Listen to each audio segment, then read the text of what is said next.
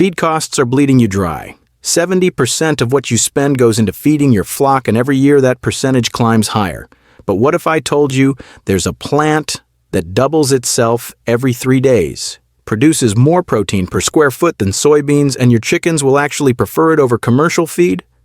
The reason your local feed supplier never mentioned it has everything to do with their bottom line and nothing to do with what's best for your birds.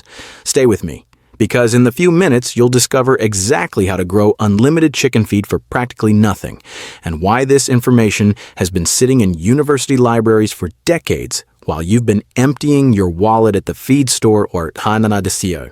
If you're tired of watching feed prices climb while your profit margins shrink, hit that subscribe button, like and share this video right now so it gets to farmers who are tired of spending their profit on chicken feed. We're bringing you forgotten homesteading methods that actually work every single week. Now, before you dismiss this as another internet myth, let me hit you with the science.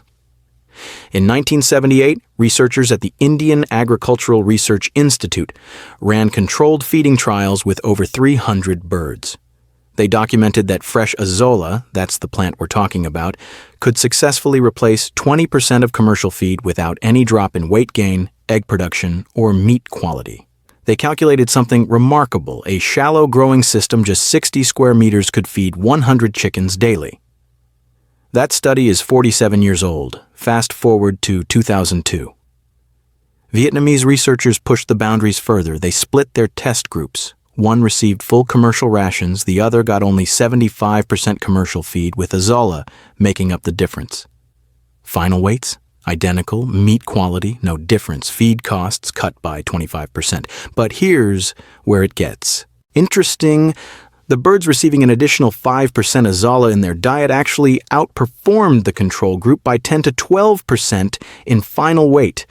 Something in this plant does more than just fill their crops. Then in 2022, a study published through the National Institutes of Health tested azola inclusion rates up to 45% of total diet. Feed conversion ratios improved across the board. Blood chemistry stayed normal. Liver function showed no stress markers. Meat quality remained consistent. The researchers concluded that azola could be safely increased to levels most backyard farmers would never even consider attempting. More than 90 peer-reviewed studies spanning India, Philippines, Vietnam, Thailand, Nigeria, Egypt, and Nepal all confirm the same thing. Rice farmers in Southeast Asia figured this out over 1,000 years ago. This isn't speculation. This is documented, repeatable, verified science. So if this works so well, why are you hearing about it for the first time right now? The global animal feed industry generates over $500 billion annually. Soybean meal alone drives massive commodity trading across continents. Entire economies depend on farmers buying feed instead of producing their own protein. Azola presents a fundamental problem for that system. You cannot patent it. You cannot trademark it. You cannot control its distribution. Every time you harvest half your growing system, it regenerates completely within days. No corporation profits when something reproduces itself for free. Agricultural extension services get funded and trained around inputs you purchase: bagged feeds, mineral supplements, medications, growth promoters. The entire infrastructure is built on selling you something. Azola doesn't fit that model. Nobody actively suppressed this information. The system simply had zero financial incentive to share it with you. But now you know. And what matters now is what you choose to do with this knowledge. Setting up your first system costs less than 2 bags of layer feed. The daily maintenance takes about 15 minutes. Let me walk you through building a system that produces real results. Forget decorative water gardens. We're building a protein production facility. Start small. 4 square meters is your testing ground. That's a growing area 2 meters by 2 meters. Once established and running properly, this size produces 500 to 600 grams of fresh azola daily. That's enough to supplement 10 to 15 chickens right from the start. If you want to feed 100 chickens and replace 20% of their commercial feed, you need approximately 60 square meters of growing surface. That breaks down to 0.6 square meters per bird. I know that sounds like a lot, but here's the smart move. Scale up by building multiple small systems rather than one massive pond. Think 3 or 4 separate units instead of one giant one. Smaller units are Easier to manage, easier to troubleshoot, and easier to restart if something goes wrong. Plus, if disease or contamination hits one system, you haven't lost everything. You still have backup production running while you reset the affected unit. This modular approach gives you insurance and flexibility that one large system simply cannot provide. Location matters more than size ever will. Azolla requires 50 to 70% shade. Full direct sun kills it within days. Deep shade starves it and growth stops completely. Under tree canopy is ideal. If you don't have natural shade, install shade cloth rated at 50%. Protect your system from heavy rain, which dilutes nutrients and crashes your pH. Position it near a water source because you'll be topping off regularly. Make absolutely sure your ground is level. Even a slight slope causes uneven water depth and uneven growth. Dig your production area 20 to 25 centimeters deep. If digging isn't practical, build a raised wooden frame to the same depth. Line everything with plastic sheeting. Sill tarps work. Pond liner works. Heavy-duty plastic works. Check every inch for punctures before filling. One tiny hole drains your entire system overnight, and you wake up to dead plants and wasted effort. Spread 10 to 15 kilograms of sifted soil across the bottom. Remove stones, roots, debris. The soil layer should be 2 to 3 centimeters deep and absolutely even across the whole surface. Now prepare your nutrient base. Dissolve 3 kilograms of fresh cow manure in 6 to 7 liters of water. Pour this mixture over your soil layer. Fill the system with water to a depth of 10 to 12 centimeters, not deeper.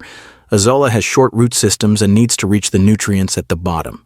Too much water and growth slows dramatically. Too little water and roots hit mud, making harvest impossible.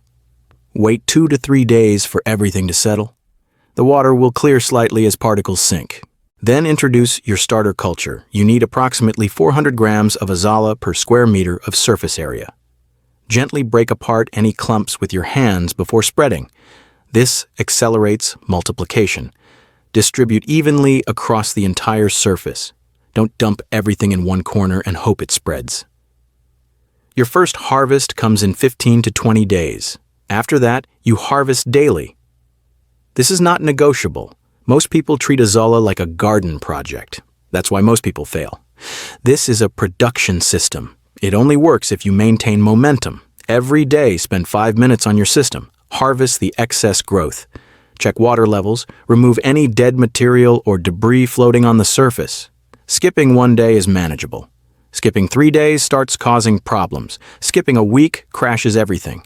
Every 5 days, add nutrients. Dissolve 1 kilogram of cow manure in water and pour it in. Add 20 grams of superphosphate. This is critical. Azolla requires phosphorus more than any other nutrient. Without adequate phosphorus, growth stops completely regardless of everything else you're doing right. Superphosphate is cheap and available at any garden supply store. Every 10 days, replace 25 to 30% of your water with fresh water. Scoop out the old water first, then add new. This prevents nitrogen buildup in the system. Excessive nitrogen turns your azolla yellow and starts killing it from the bottom up. Once monthly, replace about 5 kilograms of the bed soil with fresh soil. Add a micronutrient mix containing magnesium, iron, copper, and sulfur. These trace elements keep plants healthy and boost their nutritional content for your birds. Every 6 months, do a complete system reset. Empty everything, clean the liner thoroughly, check for damage or wear. Add fresh soil, fresh nutrient slurry, and fresh starter culture. This prevents long-term pathogen buildup and keeps production consistently high. Watch your parameters closely. Temperature should stay between 18 and 28 degrees Celsius. Above 35 degrees, azolla dies. If you live in a hot climate, increase shade coverage and position systems where they catch morning sun but have afternoon shade. Test pH weekly. You want 5.5 to 7. Outside that range, growth suffers badly. Maintain biomass density between 200 and 300 grams per square meter. This means harvesting daily to prevent overcrowding. Overcrowding is the #1 killer of azolla systems. When the mat gets too thick, the bottom layer cannot access light. It dies and decomposes, and decomposition releases ammonia, which poisons everything.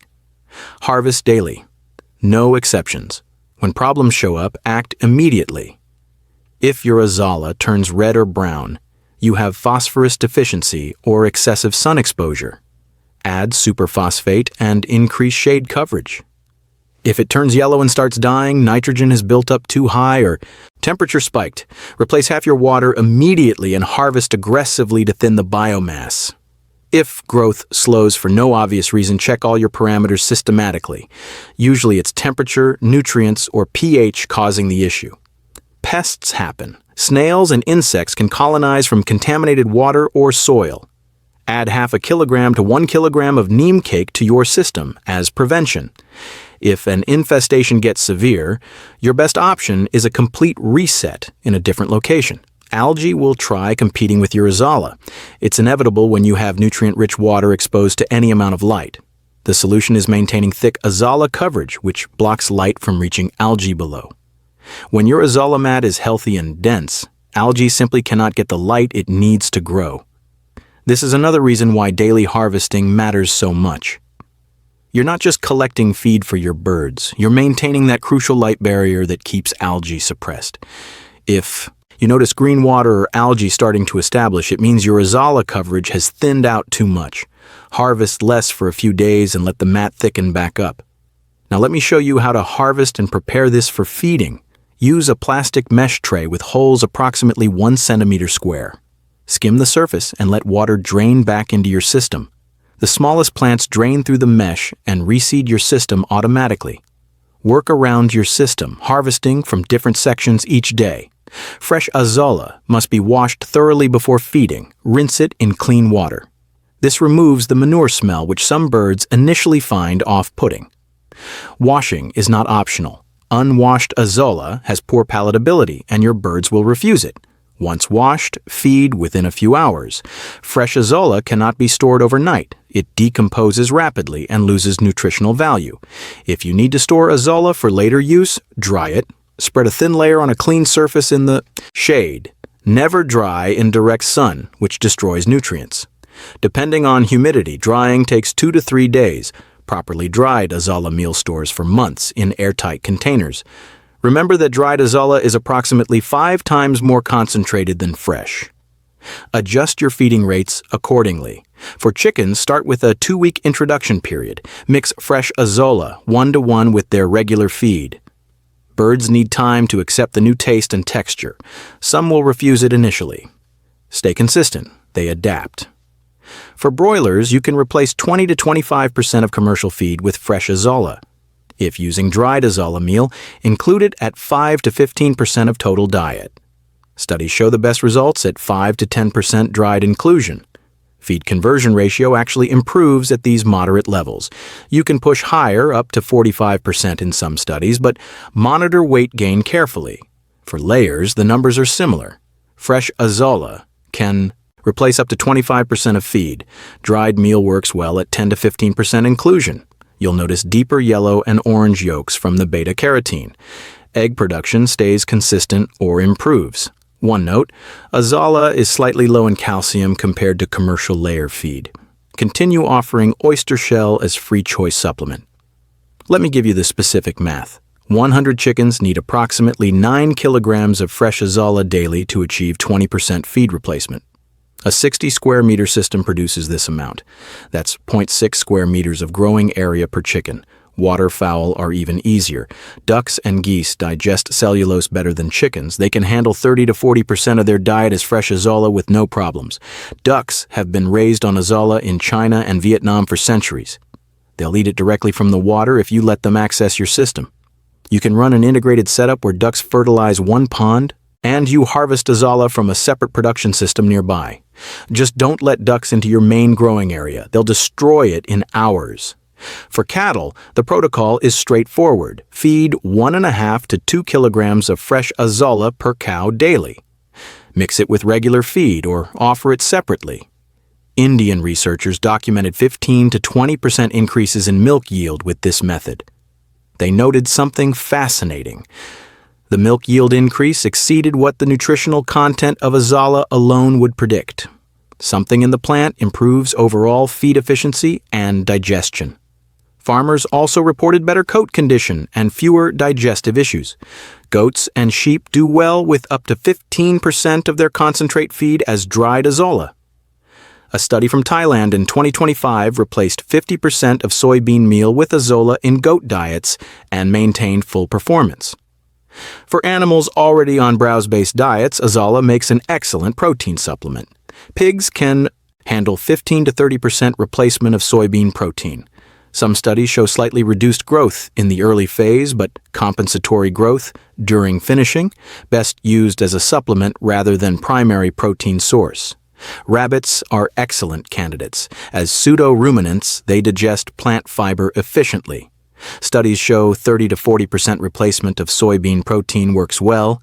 Egyptian research found 30% replacement gave the best economic returns. Fish round out the list. Tilapia, catfish, and carp can receive up to 25% of their diet as azola. Growth rates, survival rates, and immune function all improved in studies. Integrated aquaculture systems where azola grows on the pond surface work particularly well.